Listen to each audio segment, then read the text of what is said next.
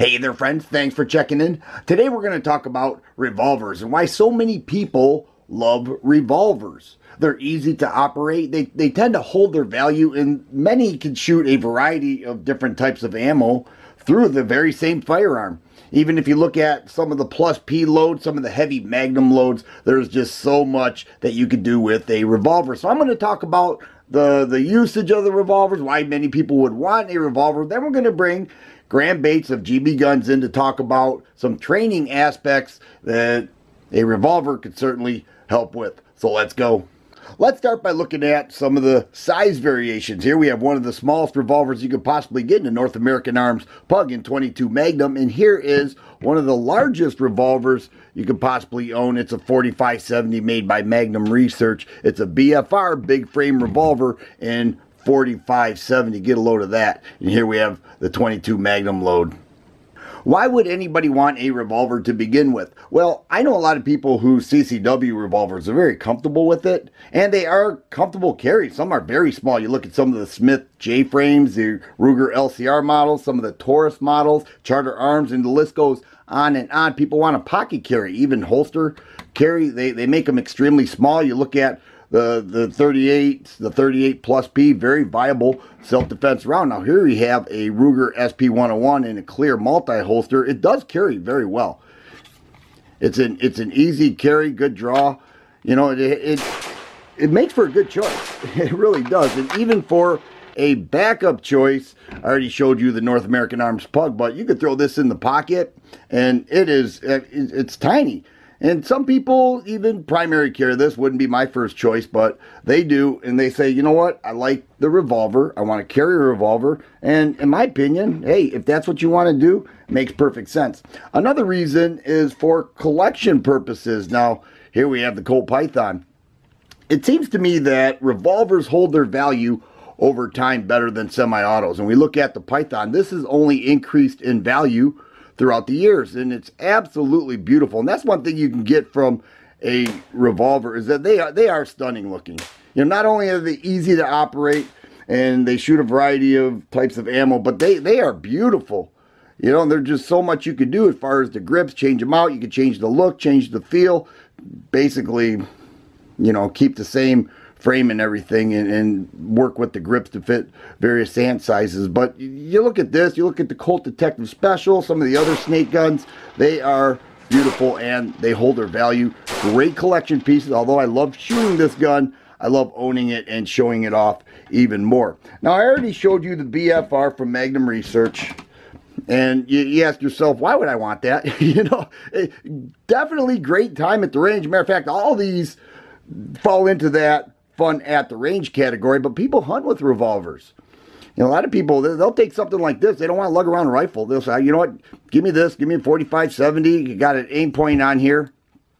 I got this thing dialed in perfectly. It'll take down game, no question about it. 4570 and this BFR will take down game, and that's people's choice. They can shoulder holster this thing, get up into their blind, into their tree stand, and hunt with a revolver, and they love it, and they're very successful with it as well. The efficiency of a revolver is amazing. There's really not much you have to do. There are no buttons or levers to manipulate, no magazine, obviously. Once loaded, all you really have to do is point the gun and pull the trigger. It's that simple. I'm not saying you don't have to train with it. I'm not saying that at all. I'm just saying that it's simple to operate. Yes, you could bring the hammer back, go into single action. You can shoot in double action. It really doesn't matter. It's easy to operate, and a lot of people like that. Secondly, extremely reliable. Okay, whether you're shooting out of this gun, 38 Special or 357, it's known to be extremely reliable, and it has a long shelf life. Many revolvers last a long time. Not to say they won't malfunction. I've seen the cylinder lock up before, but by and large, they are pretty reliable, and people certainly like that. And lastly, the trigger action, the double action trigger in particular, is rather heavy, and the single action is very light. The heavy trigger is good. People like that for pocket carry. They consider that a safety. Okay, the heavy trigger a safety, and of course target shooting or self-defense, whatever you're comfortable with. The single action is very light. GB Guns, you're up, and let's hear about some of the training values with using a revolver. So Dan and I were talking the other day about the age-old debate of why are revolvers still around, right? Your semi-auto typically can carry more rounds or be smaller, lighter, quicker shooting to an untrained shooter or a lesser trained shooter. I have to say that because if you've ever watched cowboy action, you've seen guns like these sling lead quick. But for the layman like us, what value remains in revolvers? Now Dan's had some good points about the defensive attributes and values to them. I wanted to go over the training aspects. And while I do that, I'm going to load some snap caps in here. And you might notice that loading this thing is not quick. Unloading is about the same speed.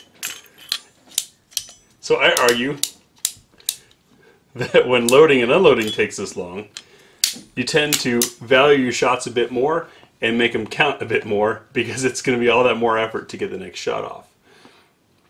You end up shooting slower, or at least taking your time while you're out shooting. So a box of 50 rounds actually lasts a whole lot longer in a 6-shooter than it does in your average semi-auto. That helps keep the training costs down. Now what training values are there in something that's too big, right, shaped differently, the handle's completely different. This is best done one-handed. Most semi-autos we shoot two hands. Why would you want to use this for practice? Well, I'll show you one thing that you can't replicate on your Glock, no matter whose fancy trigger you put in. Watch the total trigger travel on this. That's it.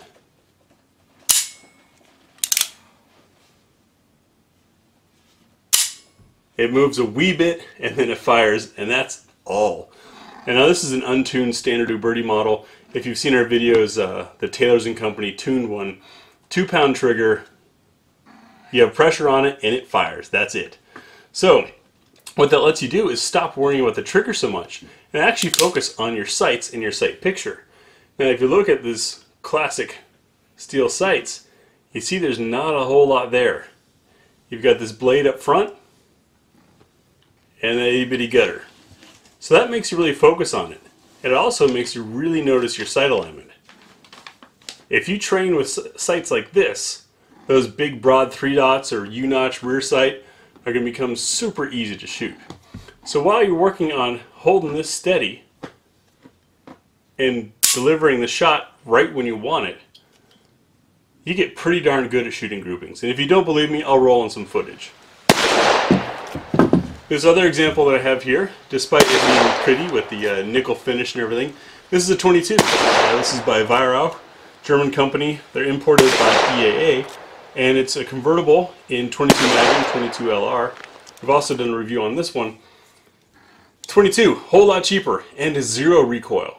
So when I use this for a training gun, so when I'm training someone to use these sights, itty bitty notch and blade, difficult to see on camera just because of all the reflection, they've got to really focus. This trigger